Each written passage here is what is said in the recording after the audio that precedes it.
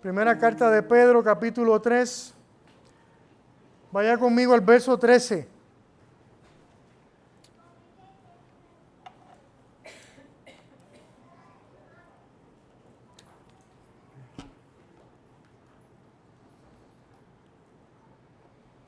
Amén. ¿Estamos listos para leer la palabra del Señor? Amén. Voy a leer en la Nueva Biblia de las Américas. Y dice así la palabra del Señor, Primera de Pedro, capítulo 3, verso 13. ¿Y quién les podrá hacer daño a ustedes si demuestran tener celo por lo bueno? Pero aun si sufren por causa de la justicia, dichosos son.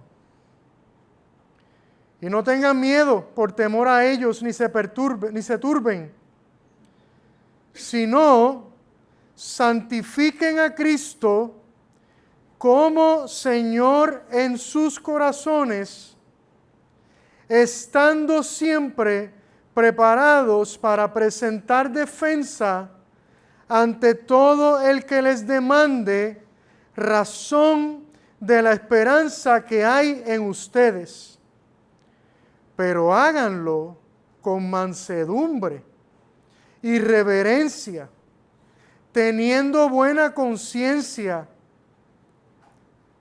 para que en aquello en que son calumniados sean avergonzados los que hablan mal de la buena conducta de ustedes en Cristo.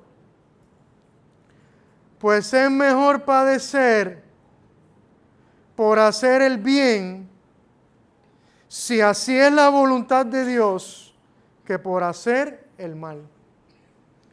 Repito ese verso 17. Pues es mejor padecer por hacer el bien, si es la voluntad de Dios, que por hacer el mal. Amén. Pueden sentarse.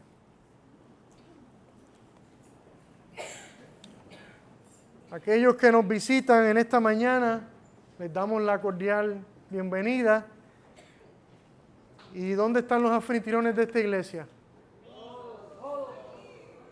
No vi todas las manos. ¿Dónde están los anfitriones de esta iglesia? Ah, ok, ahora sí. Así que si usted al final ve alguna visita, alguien que no conoce, acérquese, salúdele y bendígale. Para las visitas estamos en una serie de predicación expositiva de la primera carta de Pedro. Así que vamos verso por verso reflexionando y predicando en esta carta. Les pregunto, iglesia, ¿cuán celosos somos de lo bueno? ¿Cuán celosos somos de hacer el bien? ¿Cuán celosos somos de honrar y de obedecer a nuestro Señor?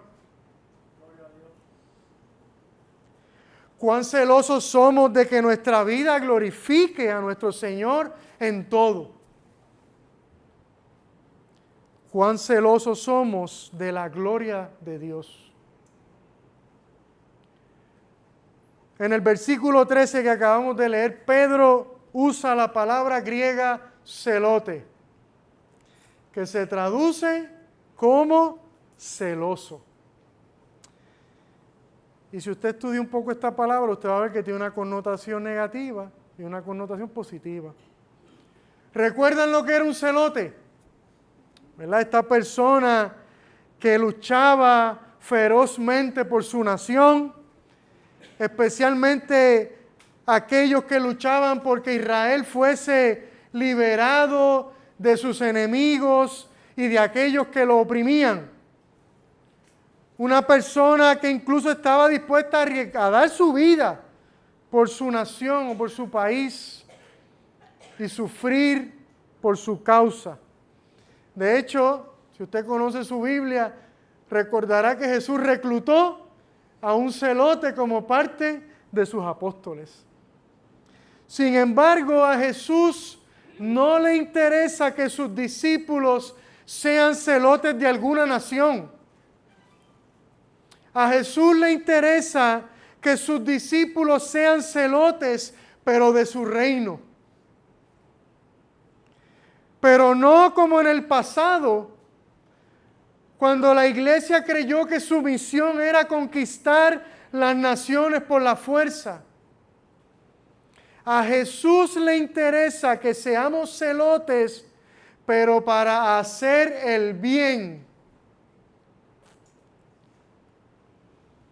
Imagine por un momento la intensidad, la pasión y los riesgos que se toma un activista político.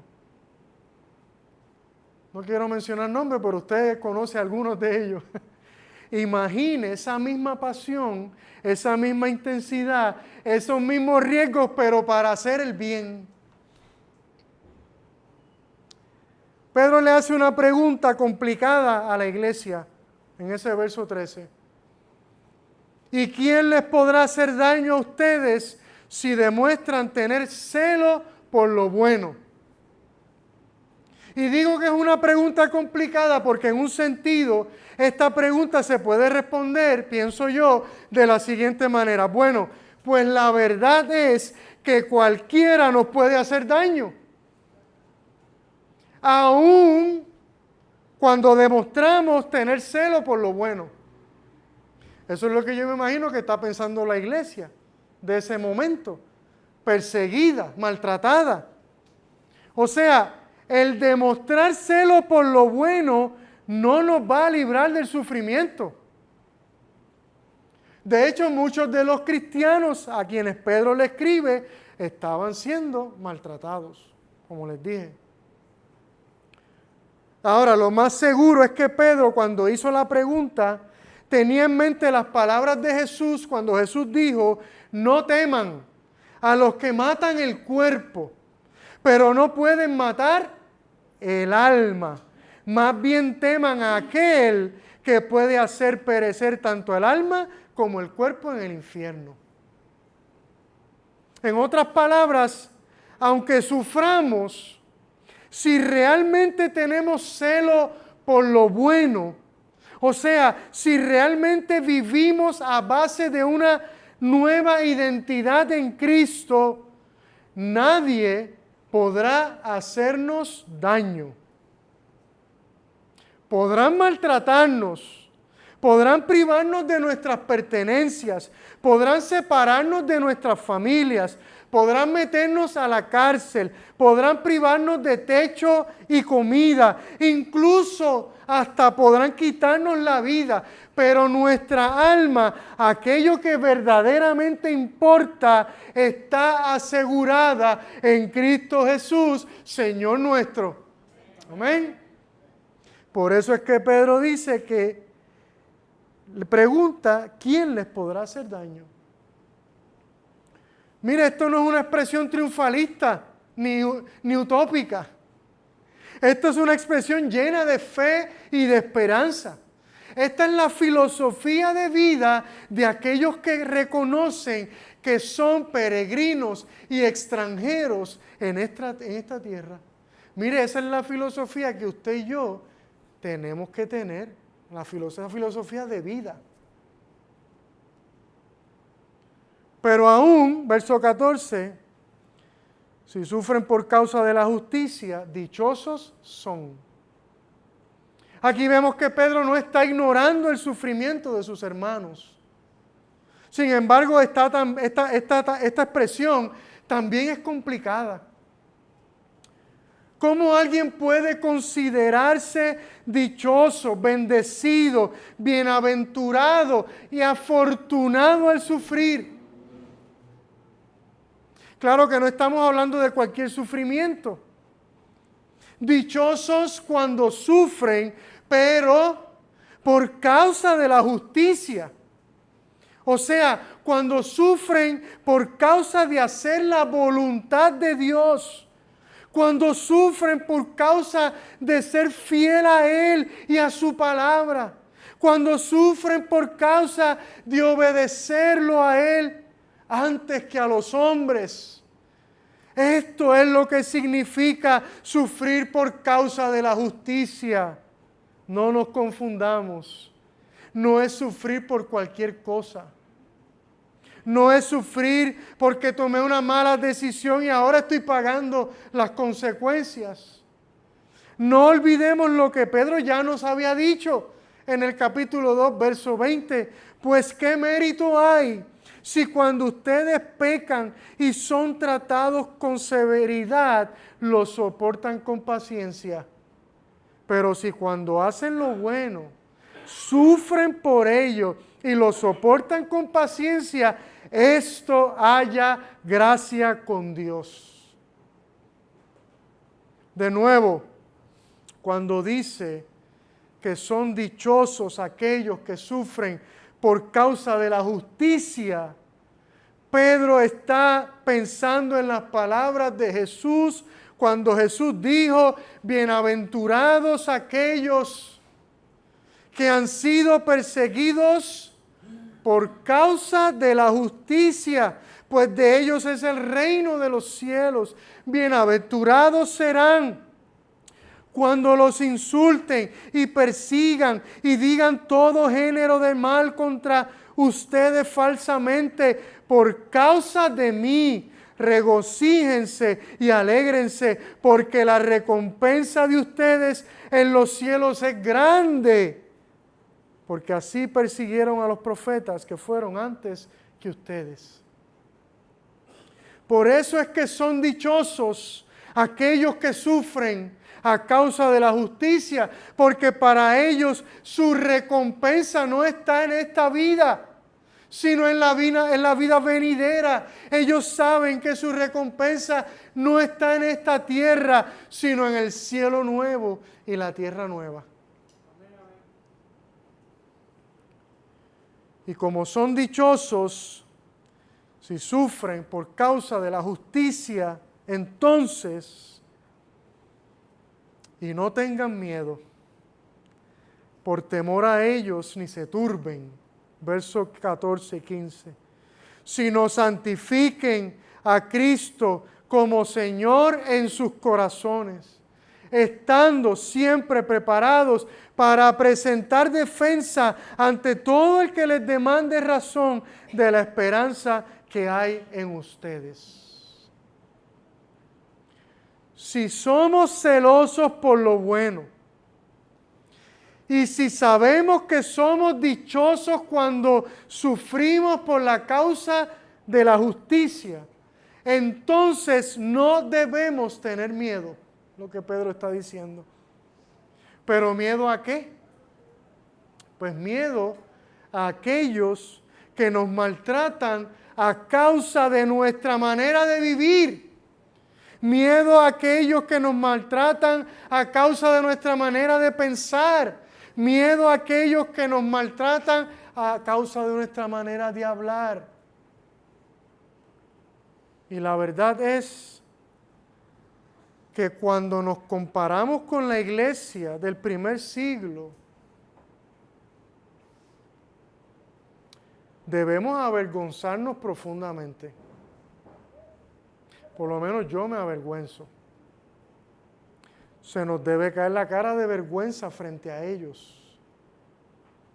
Porque el sufrimiento que nosotros pudiéramos experimentar en nuestro contexto cultural por causa de la justicia, en nada se compara al sufrimiento que ellos experimentaron y que otros hermanos de nosotros hoy día están experimentando, especialmente en el norte de África. Y a pesar de eso, nosotros dejamos que el miedo nos paralice. No nos atrevemos a hablar de nuestra fe a la gente que nos rodea. No nos atrevemos a invitar a la iglesia a la gente. No nos atrevemos a declarar que somos cristianos. No nos atrevemos a decir en una entrevista de trabajo que no podemos trabajar los domingos porque ese es el día que practicamos nuestra fe congregándonos con nuestros hermanos.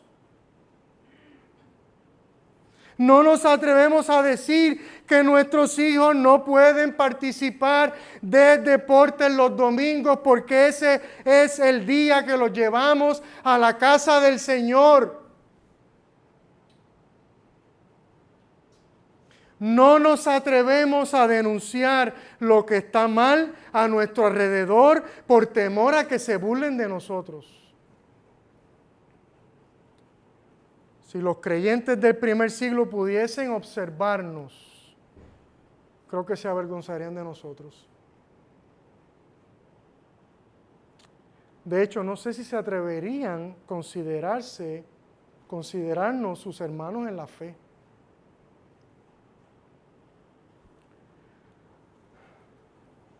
Pedro entonces nos dice que hay una manera de cambiar esta realidad.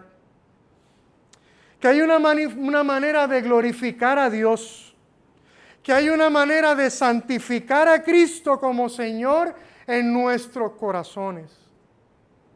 O sea, que hay una manera de demostrarle al mundo que Cristo es realmente nuestro Señor, nuestro amo, y que nosotros somos verdaderamente sus siervos. Que a Él es a quien servimos. Que Él es el objeto de toda nuestra lealtad. Que Él es quien verdaderamente dicta la pauta en nuestra vida. Quien nos indica lo que tenemos que hacer. Quien manda y nosotros obedecemos. Si somos celosos por lo bueno, si no tenemos temor de sufrir por causa de la justicia, y si anhelamos santificar a Cristo como Señor en nosotros, tenemos que estar preparados, dice Pedro, para presentar defensa ante todo el que nos demande razón de la esperanza que hay en nosotros. Santificamos a Cristo como nuestro Señor cuando estamos siempre preparados para dar razón de nuestra esperanza. En palabras sencillas, la manera en que demostramos que Cristo es verdaderamente nuestro Señor es estando preparados en todo tiempo para hablarle a la gente acerca de nuestra fe en Él. Si alguien te dijera hoy, háblame de tu fe, ¿en qué es lo que tú crees? Y la realidad es que cada día nos estamos acercando a vivir en un lugar donde ya la gente no va a saber lo que es el cristianismo. Donde va a haber una generación, ya hay una generación que nunca han pisado una iglesia, un templo. Esa es nuestra realidad hoy. Cada vez va a llegar un momento en que alguien nos va a preguntar, cuéntame acerca de tu fe. ¿Estarías preparado para contestar? ¿Podrías explicar de una forma sencilla y clara tu fe? Nuestra capacidad de explicar nuestra fe, iglesia, va a ser proporcional a nuestro celo por lo bueno. ¿Me escuchó? Nuestra capacidad de explicar nuestra fe va a ser proporcional con nuestro celo por lo bueno. Porque la gente sabe cuán celosos somos de algo por la manera en que nos escuchan hablar de eso. Y cuando uso la palabra celoso, ya les dije que en este aspecto es un uso positivo. Me refiero a celo, pasión, entusiasmo.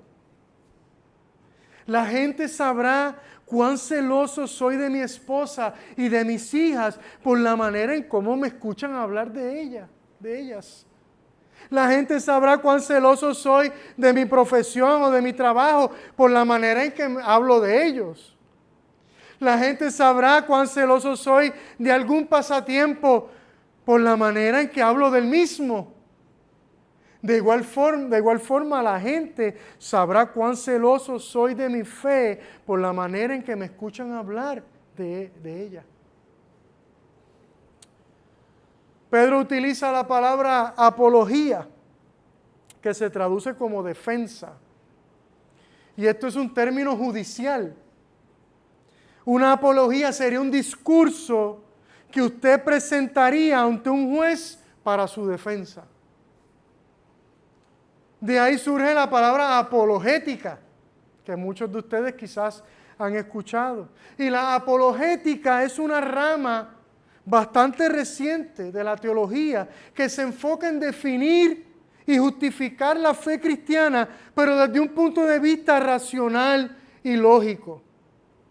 Sin embargo, cuando usted piensa en una apologeta, ¿qué es lo primero que usted piensa? En un experto. Por lo menos yo pienso en un apologeta, pienso en un experto, ¿verdad? Una persona sumamente educada, con muchos títulos universitarios, brillantísima, con una gran capacidad de análisis y comprensión y una gran capacidad de hacer planteamientos lógicos y racionales. Una persona que usted admira y que usted dice, yo nunca llegaré al nivel que está esa persona. Personas como William Lane Craig, Francis Collins, Francis Schaeffer, C.S. Lewis, G.K. Chesterton, el infame Ravi Zacharias, Josh McDowell, Lee Strobel, Os Guinness, John Lennox y muchos otros. Y no me malentienda, yo doy gracias a Dios por estas mentes privilegiadas y porque han puesto todo su conocimiento y habilidades al servicio del reino de Dios. Son una bendición para la iglesia, estas mentes. Porque a través de toda la historia Dios ha bendecido a la iglesia con mentes brillantes que están adelantadas a los tiempos. Y su pastor no es uno de esos.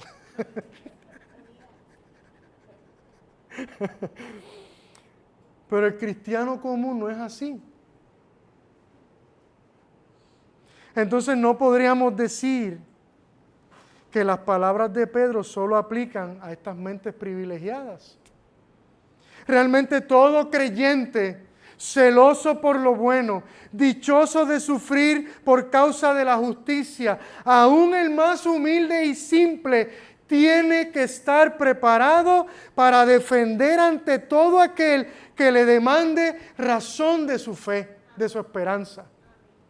Fíjese que Pedro no dice a todo aquel que demande razón de su conocimiento o de su cosmovisión o de su filosofía de vida. Él dice todo aquel que demande razón de su esperanza.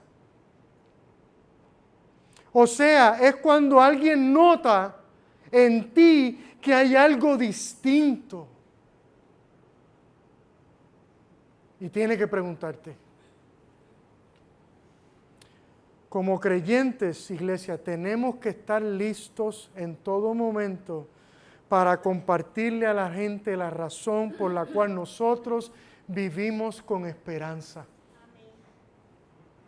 Listos, no para exponer un discurso teológico, no para ganar un argumento, no para avergonzar al otro, sino para explicarle a la gente ¿qué es lo que nos impulsa a seguir adelante? ¿Qué es lo que nos impulsa a vivir una vida agradable a Dios? ¿Qué es lo que nos impulsa a no tener temor a lo que otros puedan decir de nosotros o a lo que otros puedan hacernos? Listos para demostrar que Cristo es el único Señor de nuestra vida. Y ciertamente nos vamos a encontrar con personas que van a querer tener un argumento y una discusión con nosotros, pero que realmente no tienen el deseo genuino de escuchar, de considerar y de evaluar lo que le vamos a decir. Mire, con esos no vale la pena invertir tiempo y energías. Invierta el tiempo y la energía orando por esa persona, no argumentando. Pero vendrán personas, y créeme, vendrán personas que realmente querrán saber acerca de nuestra fe. Y nosotros tenemos que estar preparados. Y usted me preguntará qué es lo mínimo que debemos saber. Mire, ¿quién es Jesús? ¿Qué fue lo que Él hizo en la cruz? Y cómo esa verdad ha transformado y sigue transformando tu vida. ¿Sabes quién es Jesús? ¿Sabes qué fue lo que hizo en la cruz? ¿Pudieras testificar de lo que Él ha hecho en tu vida? Y esto es bien fundamental porque no hay forma de presentar razón de nuestra esperanza si no tenemos una relación personal e íntima con Dios. Es imposible. Y Pedro está diciendo esto porque eso fue lo primero que hizo cuando comenzó su carta. Capítulo 1, verso 3. Pedro comienza definiendo el Evangelio. Bendito sea el Dios y Padre de nuestro Señor Jesucristo, quien según su misericordia nos ha hecho nacer de nuevo a una esperanza viva mediante la resurrección de Jesucristo de entre los muertos, para obtener una herencia incorruptible, inmaculada y que no se marchitará, reservada en los cielos para ustedes. Ahí está el Evangelio. Mire, no tenemos que ser expertos en teología. Damos gracias por los grados universitarios, damos gracias por el seminario, damos gracias por todo eso. Todas esas son bendiciones de Dios para la iglesia. Pero tenemos que evitar ser tentados a pensar que si no vamos al seminario o si no tenemos un título, no estamos capacitados para defender y dar esperanza a la gente.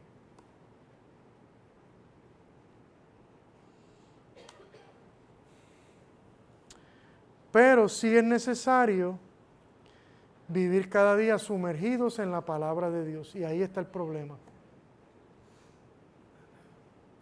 Ahí está el problema.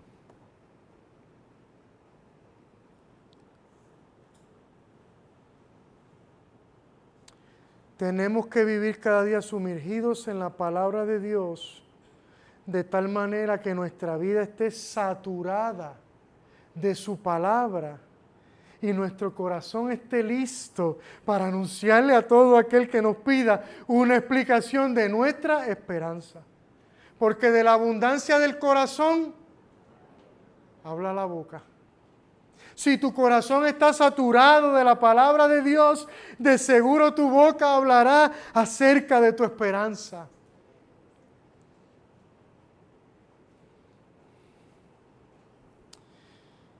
Y esto tenemos que unirlo a la promesa que Jesús le hizo a sus discípulos.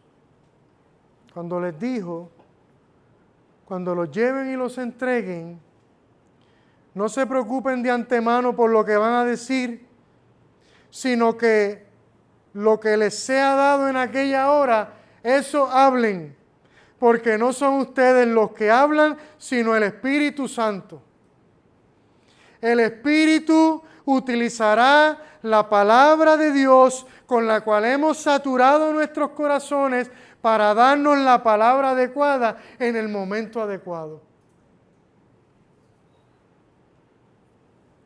Pero háganlo, dice Pedro, verso 15, con mansedumbre y reverencia, teniendo buena conciencia, para que en aquello en que son calumniados sean avergonzados los que hablan mal de la buena conducta de ustedes en Cristo. ¿Qué cosas van a caracterizar la manera en que presentaremos defensa de la razón de nuestra esperanza?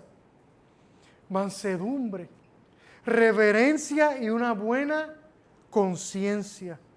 Mansedumbre, gentileza, amabilidad, precisamente lo menos que vemos cuando la gente discute hoy día. Basta con abrir las redes sociales y observar la última discusión del momento. Basta con salir a la calle y ver cómo la gente se trata y se hablan. Nuestro mundo no sabe lo que es la mansedumbre, a menos que nosotros, aquellos que somos celosos de lo bueno, la demostremos. Reverencia, respeto. Lo menos que vemos hoy día en una discusión es que los que están discutiendo lo hagan con respeto. Respetando y honrando al otro, aunque se esté en desacuerdo. Y a menos que nosotros, aquellos que somos celosos de lo bueno, lo demostremos, ellos no sabrán lo que es discutir con respeto. Que tratemos con respeto y honra a aquel que nos está demandando razón de nuestra esperanza. Es lo menos que se merece esa persona. Muchas veces vemos gente tratando de defender la fe, pero lo hacen de una forma carnal y pecaminosa.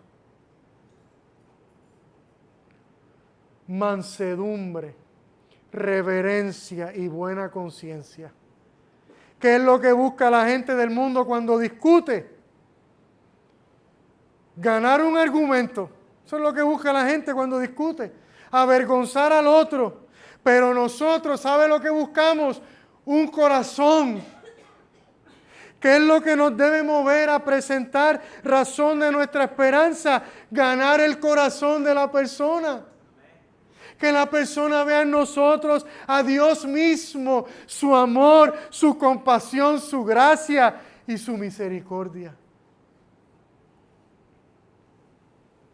Esto me hizo recordar lo que Pablo le dice a los colosenses, que anden sabiamente para con los de afuera, aprovechando bien el tiempo, que su conversación sea siempre con gracia, sazonada como con sal, para que sepan cómo deben responder a cada persona. Si nuestras conversaciones, si nuestros argumentos, si nuestras discusiones no están sazonadas con mansedumbre, con reverencia y con buena conciencia, no estaremos honrando a Dios. Y no obtendremos el fruto, ningún fruto. Y habremos perdido nuestro tiempo y nuestras energías. Pero si actuamos con celo por lo bueno y a la misma vez con mansedumbre, con reverencia y buena conciencia, cuando aquellos que nos calumnian, que nos maltraten, que nos insulten, observen la manera en que nosotros reaccionamos, que reaccionamos contrario a la manera en que actúa el mundo, entonces serán avergonzados por habernos calumniado. Pues es mejor, verso 17, padecer por hacer el bien, si es la voluntad de Dios, que por hacer el mal. Jesús nunca, iglesia, nos prometió en esta vida que no experimentaremos sufrimientos. Nunca. Especialmente cuando se trata de ser testigos de Él a aquellos que nos rodean. Al contrario, Él nos dijo, en el mundo tienen tribulación, pero confíen, yo he vencido al mundo. Pedro también lo tenía muy claro cuando en el capítulo 1 dice, verso 5, mediante la fe ustedes son protegidos por el poder de Dios para la salvación que está preparada para ser revelada en el último tiempo, en lo cual ustedes se regocijan grandemente, aunque ahora, por un poco de tiempo, si es necesario, sean afligidos con diversas pruebas, para que la prueba de la fe de ustedes, más preciosa que el oro que perece, aunque probado por fuego, sea hallada, que resulta en alabanza, gloria y honor en la revelación de Jesucristo. Iglesia, si vamos a padecer, que sea por hacer el bien y no por hacer el mal. Si vamos a padecer, que sea porque anhelamos ser testigos fiel de Jesucristo a todo aquel que nos rodea. Si vamos a padecer, que sea porque demostramos celo por lo bueno. Si vamos a padecer, que sea porque sabemos que son dichosos los que por la justicia sufren. Si vamos a padecer, que sea porque queremos santificar a Cristo en nuestros corazones como Señor. Si vamos a padecer, que sea porque estemos preparados en todo momento para presentar defensa ante todo el que nos demande razón de la esperanza que hay en nosotros. Amén. Amén. Oramos.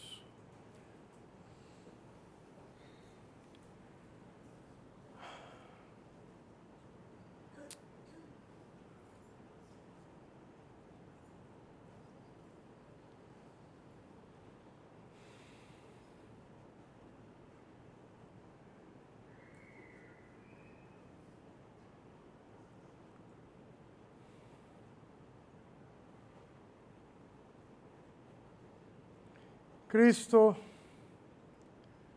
tú eres nuestro ejemplo.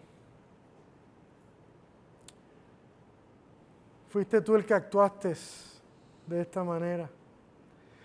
Fuiste tú el celoso por lo bueno.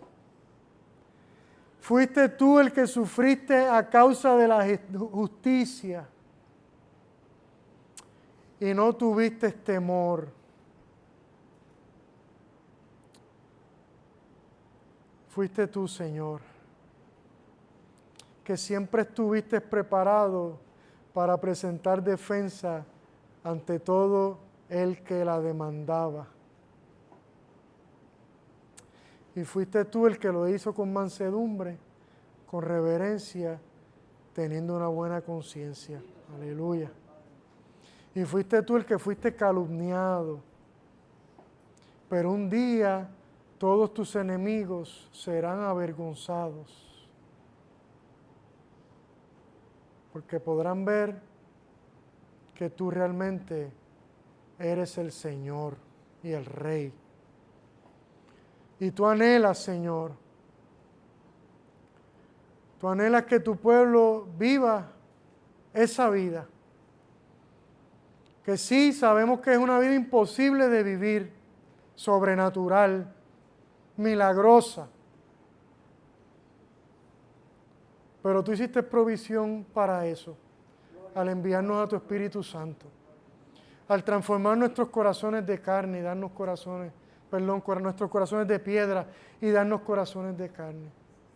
Tú hiciste provisión al darnos tu mente. Tú hiciste provisión al darnos tu palabra. Tú hiciste provisión al darnos a la iglesia, a nuestros hermanos y hermanas en la fe. Tú hiciste provisión para que tus hijos y tus hijas puedan vivir la vida que tú anhelas y que tú diseñaste para que ellos vivieran, Señor. Y nosotros hoy como iglesia queremos humillarnos delante de ti. Queremos pedirte perdón, Señor, por las veces que te hemos deshonrado al vivir de una manera contraria a cómo tú quieres que vivamos, Señor. Queremos pedirte perdón y queremos pedirte que nos renueves en este día, Señor. Que este día sea un día de renovación. Renueva nuestra mente, nuestro corazón, nuestro espíritu, para que una vez salgamos de aquí, Señor, podamos salir empoderados, llenos del poder, de la presencia de tu Espíritu Santo, a llevar a cabo la misión que has puesto en las manos de cada uno de nosotros, Señor. Líbranos de pensar que salir de aquí es cambiar de canal, que salir de aquí es que ya no soy cristiano, creyente, hijo de Dios,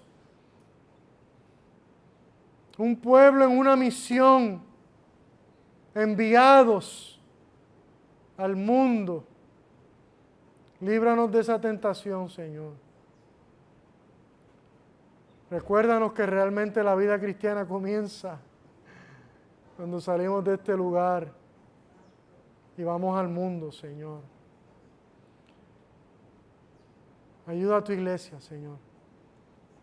Edifícanos, cámbianos, renuévanos, transfórmanos, haznos de nuevo, Señor. Cambia nuestra manera de pensar. Renueva nuestra manera de pensar y no permitas que nos amoldemos a este mundo, Señor. Que seamos luz, que siempre estemos anhelando el ser saturados de tu palabra cada día, para que nuestros corazones desborden el Evangelio y cuando alguien nos pregunte, de nuestros labios salga una palabra de esperanza, de fe, de gozo, de amor. Ayúdanos, Señor. Queremos ser esa clase de iglesia y sabemos que lo podemos lograr con tu ayuda. Sabemos que tú nos has dado todo lo que necesitamos, Señor. Esa es mi oración y creo que es la oración de tu pueblo, Señor, en esta mañana. Bendícenos en el nombre de Jesús. Amén y amén. Gloria a Dios.